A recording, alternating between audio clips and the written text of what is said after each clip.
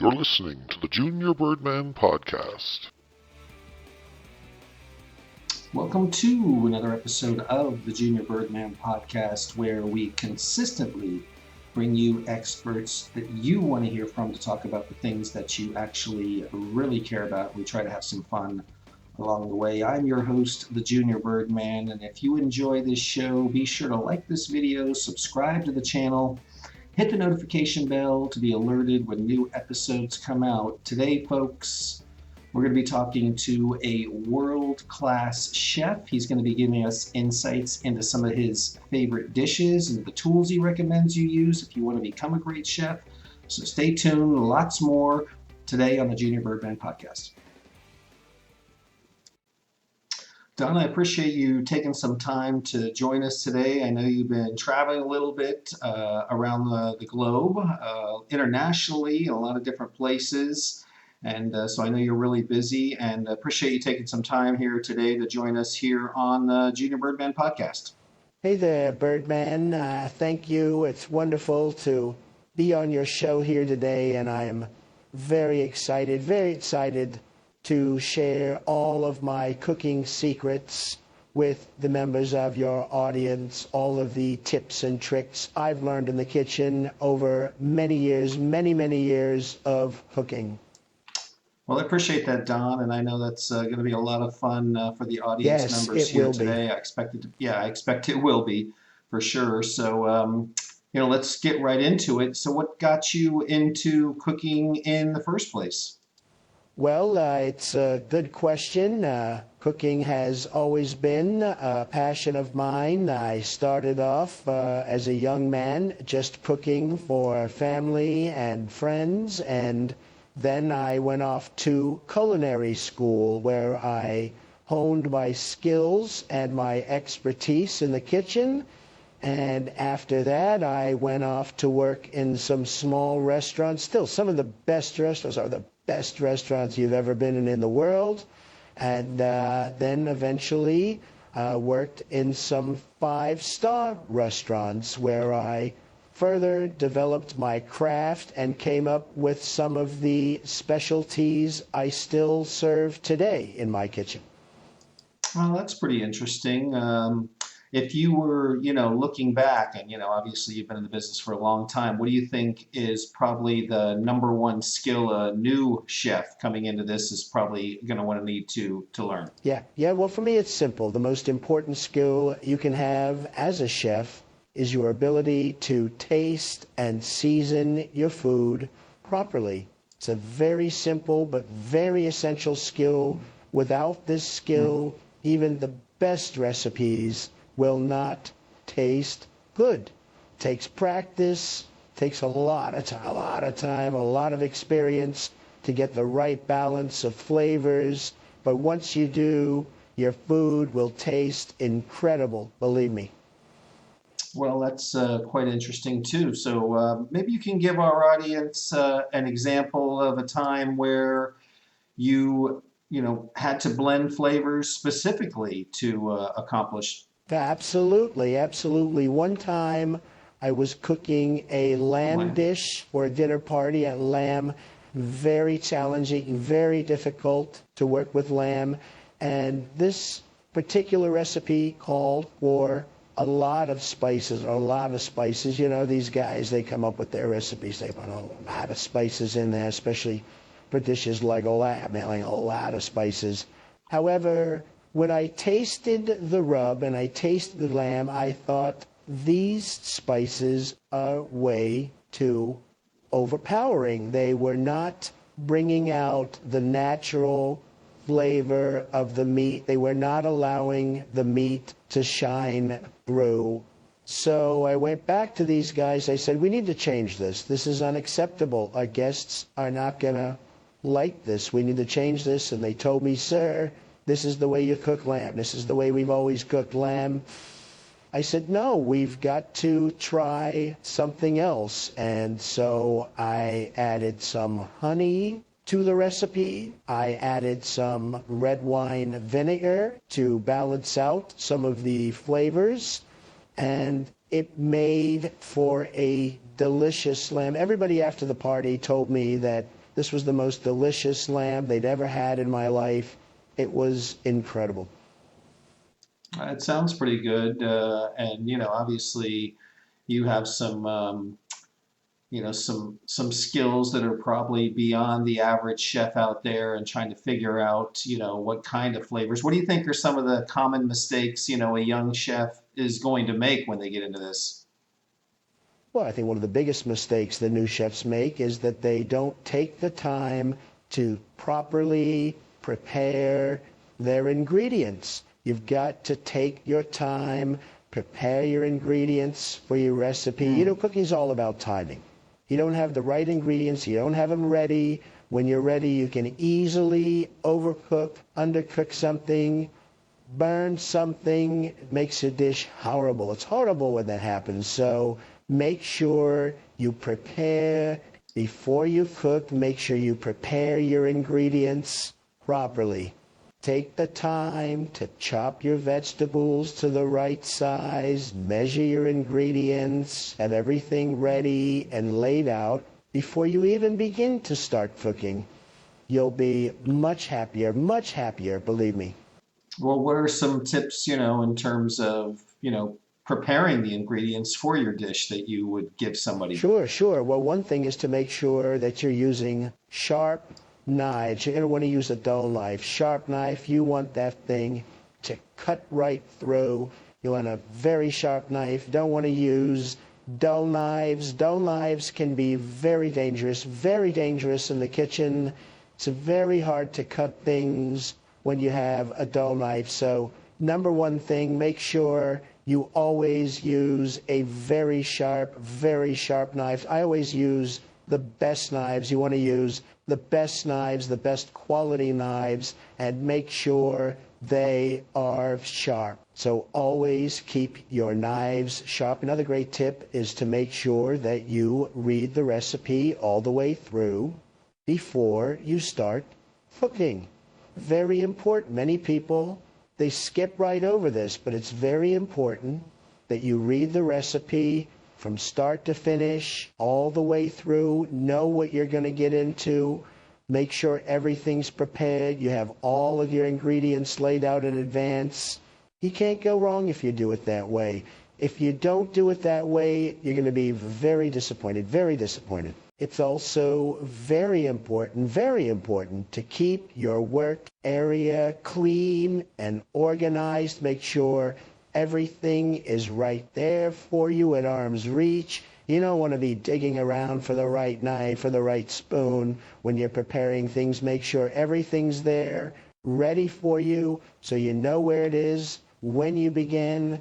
Make sure you're organized. Make sure you have everything ready, and that will help you avoid, this also helps you avoid cross-contamination, which is a very big problem. Believe me, a very big problem. So make sure you stay organized and clean, and make sure that'll keep everybody safe and happy.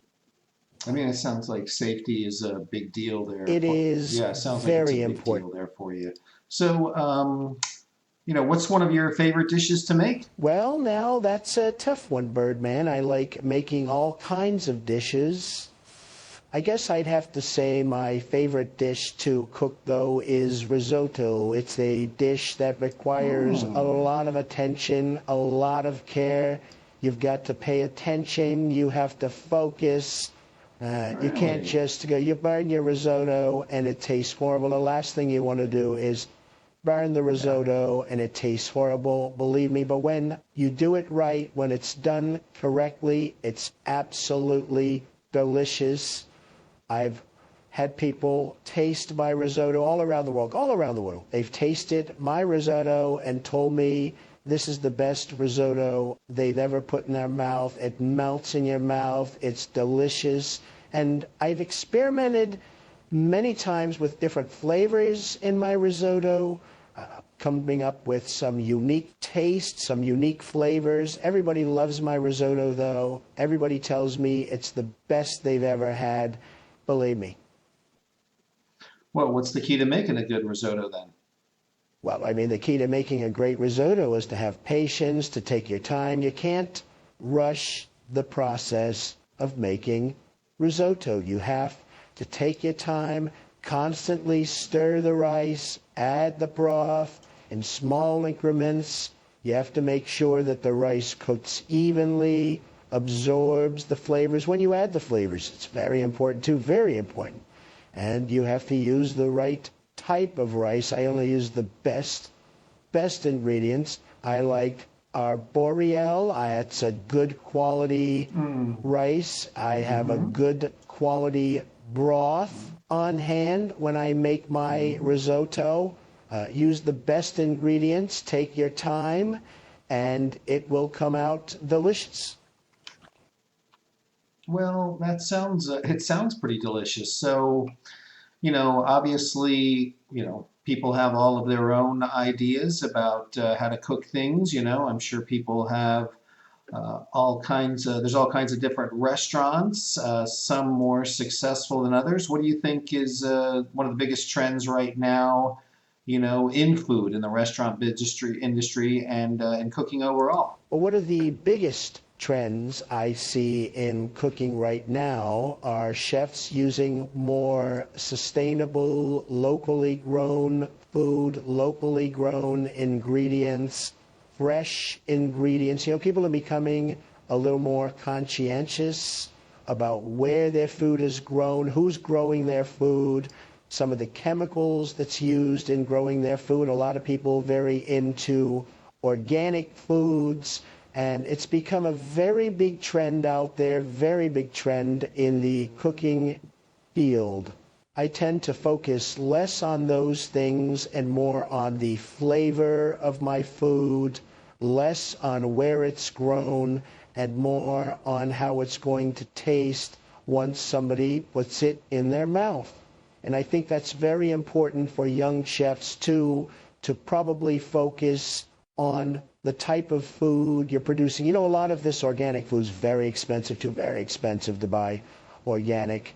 And so you also need to consider costs when you're a young chef. So with all that in place, I think you want to put all that in place, put together a good plan to develop good tasting food for your guests, and you won't be disappointed as long as you focus on quality and taste. You talk about good tasting food. I had some great French food Yeah, last sure. week. One A of friend of my mine. favorite French dishes to cook is a French dish called coq au vin. It's a braised very chicken familiar. dish cooked with a red wine and some bacon, some mushrooms. You add a little onions in there. Let me tell you, the chicken, if you do this right, the chicken becomes very tender, incredibly tender, the most tender chicken you ever tasted. You do it right. And the flavor, when you simmer it in the wine with the other side, you simmer it for a few hours. It is absolutely delicious. You'll love it, believe me. I mean, it sounds delicious just the way you're describing it. What tips would you give somebody who's trying to make coq au vin for the first time? Absolutely. Well, the first thing you want to do is make sure you're using a good quality wine. Wine is an essential component of coq au vin. It will make the biggest impact on the final flavor of your dish. So make sure you pick a good quality wine. Don't use cheap cooking wine. Use something that you would drink. Use something that you like the taste of. Don't use some of these low-end cooking, the garbage wines. Garbage wines, don't use that. That's the first thing. Secondly, don't skip the step of marinating the chicken in the wine overnight. This helps the chicken infuse all of those beautiful flavors. Let them soak overnight into the chicken. It creates a wonderful flavor. You get a lot of extra layers of flavor and taste in your chicken. Very important. Don't skip this step. Make sure you let the chicken marinate overnight. Very important. And the best tip for making coq au vin is to not rush. When you're cooking coq au vin, You cannot rush. You have to take your time. You want to simmer the chicken in that wine for a few hours. For several hours, it will become tender. It will fall off the bone. It will become the most delicious chicken you've ever put in your mouth. Just let it simmer. Take your time. It'll ensure that the coq au vin is rich and flavorful and delicious, and all of your friends will love it, believe me. Well, I know the French are famous for that. Do you have any other French dishes that you like to make? Well, I mean, there's a lot of classic French dishes, as you know. I would recommend maybe a ratatouille or a bouillabaisse, maybe even a beef bourguignon if you're feeling adventurous. They're all hearty, flavorful dishes. You know, the French, they have a really good sense of bringing together rich flavors, rich and hearty dishes that help them. You know, the old intent for the French was to help them, to create these dishes to help them through a cold winter. Not a lot of people know that, but that's why the French have so many flavorful, hearty, and rich dishes, and that's what makes their food so delicious. The beef bourguignon is a good one. It's a beef stew, very similar to coq au vin. It's a beef stew cooked with a red wine, bacon, mushrooms, onions. The ratatouille is also a stew, but a vegetable stew with a lot of tomatoes, eggplants, zucchini, bell peppers, vegetables, things like that. And bouillabaisse is usually a fish stew. You use lots of seafood usually in a bouillabaisse with some vegetables. Sometimes you'll find a bouillabaisse that's very spicy, some not so much, but you know, I've gone in some places in France where you find a bouillabaisse that's very spicy. Other places, not so much.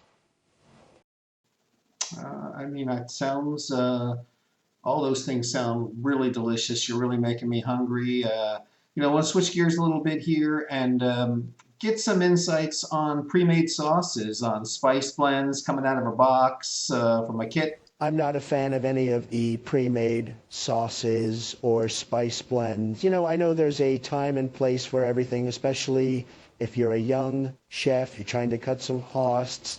I just think you should do your best to make everything as fresh as possible. Try to make things from scratch. Always better. I mean, who doesn't want something made from scratch? It's always better when it's made from scratch, right? Everybody believes that. So you want to try and use fresh ingredients, make things from scratch as much as possible. You know, another way to control things is to make sure you have ingredients that are tailored to the flavor that you're trying to create, the things that you like and that you enjoy. Believe me, when you enjoy it, your guests will enjoy it. The people who eat your food will also enjoy it. So you just got to play a little bit and trust your instincts and just trust that everything will be fine and be a little playful and have a good time with it. Now, if you're in a position where you have to use pre-made sauces or spices because you're trying to cut costs, you know, you're going to be limited. You're going to be limited because some of the flavors are always going to be inside the sauce, inside the mix. So you're going to have some limitations, but you may be able to adjust. You may be able to add a little salt or add a little sugar, some other seasonings to try and create a flavor to your liking from the base that you get in the pre-made sauce or spice. Now, I will tell you that there are some very high quality pre-made sauces, pre-made spice blends on the market. They can be very convenient, especially for home cooks. But some of the best ones are going to be very expensive as well. If you do choose to use a pre-made sauce or a pre-made spice blend, I recommend you make sure that you check the label. Check the label. Look at the ingredients. Use ingredients that do not have preservatives. Look for high quality ingredients. Do not use preservatives in your recipes. You'll be much happier, believe me. Well, speaking of that, what's your favorite custom spice blend? Well, one of my favorite spice blends is a simple Italian seasoning blend that I use on roasted vegetables. I use it on pasta dishes. I use it on grilled meats. In fact, I used it the other day just to make some delicious pork chops. Everybody loved them. They were delicious. In fact, they told me that they were so tender and juicy. They couldn't believe how juicy and tender these pork chops were. And all I used was this simple Italian seasoning blend, and it's very simple to make, very simple. You're just using some dried basil, you're using a little oregano, you're using some thyme, rosemary, you're going to put in some garlic powder, all in equal parts, all the same of each. You're going to mix that together. You can add a little more of one or the other if you like. You can maybe mix in some salt if you like. You can mix in some pepper. You can mix any flavoring in there you like, but that's a good basic blend, and you can store this too in a container for up to 6 months. You can use it on all kinds of dishes. It's one of my favorite blends. Very nice. And obviously you know your way around the kitchen pretty well. Do you have any tips for home cooks who are, just starting to learn some things in the kitchen? Well, first and foremost, don't be afraid to make mistakes. You're going to make mistakes when you're cooking. You're going to burn things. You're going to use ingredients and flavors that do not come out well. You're going to make a lot of mistakes, and it's important to learn from your mistakes, to keep practicing. You're going to get better. Keep trying. You're going to eventually be like me, making delicious food like you wouldn't believe. Your friends will be shocked at how delicious the food is you're making. Just keep at it, keep practicing, and in no time you'll be an expert also.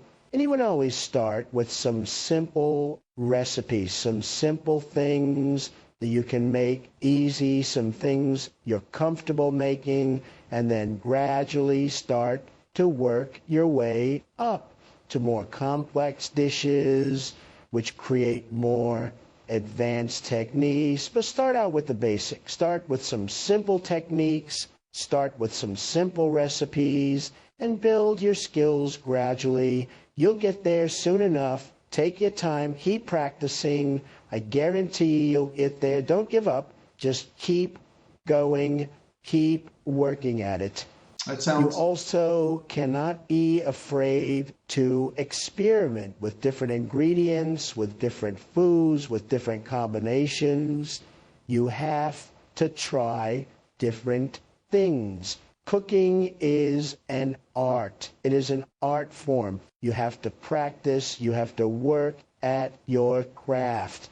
But it can be very fun. You'll have a lot of fun creating dishes. You'll come up with unique dishes that only you were able to create, and you'll be very proud of those dishes. So just keep working, like I said, and don't be afraid to experiment. You're also going to want to make sure you invest in a high quality set of kitchen tools and equipment. Like I talked about before, you need a good set of knives. You got to have a good set of knives. You got to have sharp, sturdy knives. You got to have a good, sturdy cutting board. You got to have quality, reliable cookware that you can count on. All of those things make a big difference in the quality of your food. Let me tell you, cookware is very important. Chefs don't realize in many cases that using the wrong cookware and using something that's cheap will I could see, ruin yeah. your I dish. could You see make how a that could beautiful happen. dish, you prepare everything, you spend all this time preparing things, and then you throw it into this lousy, cheap pan, and it makes your beautiful dish into a pile of garbage. You'll be very disappointed. So make sure you invest in high quality cookware. It will make all the difference in the final outcome. Believe me on that. Well, what is, on that note, what's your go-to tool in the kitchen? Something you can't live without? Well, I think, like I've said before, my knives are my most important, most essential tools in the kitchen. I always have to make sure I keep them extra sharp, very well maintained. I use high quality knives. I make sure that they can cut my food. You don't want your knife to slip on your food. That's how you hurt yourself. You don't want to use a dull knife. Using a sharp knife makes all of your prep work much, much easier. You'll be more efficient. You need to use high quality knives. I like to use high quality cast iron skillets for searing and cooking meats. You got to use cast iron. Cast iron, I know a lot of people say, yes, that's very old cast iron. It's the best. It's still the best way to cook. It's versatile. It's durable. It adds a nice flavor to your food. So I would say sharp knives and cast iron skillets would be what I would recommend. Well, all sounds like really, really great tips. One more question, Don, before I let you go. What do you think sets apart a good chef from a great chef?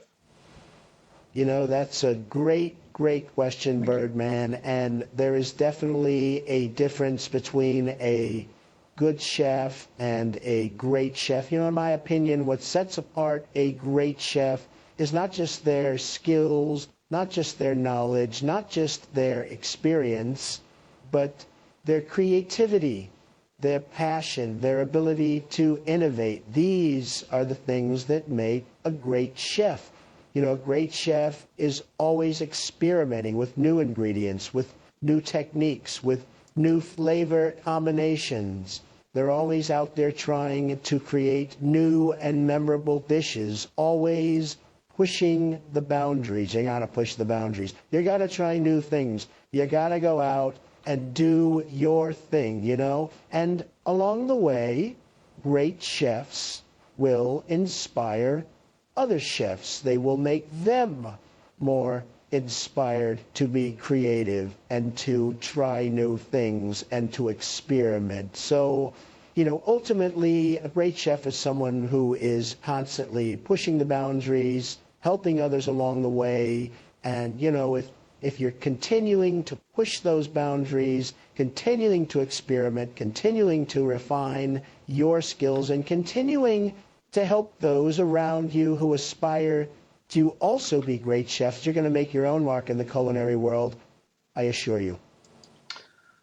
Well, Don, this has been a great conversation. I really appreciate, I'm sure our audience does as well, all the insights you had into your experiences in the cooking world, in the culinary world. And I know everybody here appreciates all the tips and tricks you've provided here today for everyone. And thanks so much for taking the time to share those insights with us today.